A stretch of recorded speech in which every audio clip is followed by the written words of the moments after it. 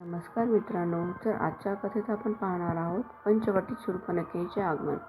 अनुसूया मातेच्या आशीर्वादानंतर श्रीराम, माता आणि लक्ष्मण पंचवटीच्या दिशेने प्रवासाला निघाले.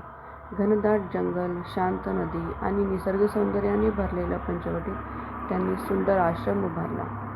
तेथे ते आनंदाने राहू लागले. एके दिवशी रावणाची बहीण शूर्पणखा पंचवटीत आली. तिने श्रीरामांचे तेजस्वी रूप पाहून त्यांच्यावर मोहित झाली. तिने थेट रामांपुढे विवाहाची इच्छा व्यक्त केली.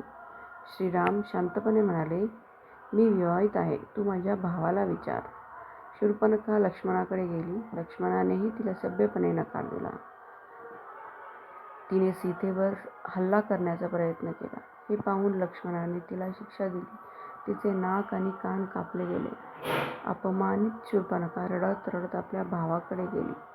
खर आणि दूषण मोठे युद्ध घेऊन रामांवर हल्ला करण्याचा प्रयत्न केला, पण एकट्या रामाने सैन्याचा पराभव केला. धर्माची विजयघोषणा झाली. इथूनच सुरू होते सीताहरणाची भयानक कथा. तर भेटूया पुढच्या कथेत. तोपर्यंत बाय.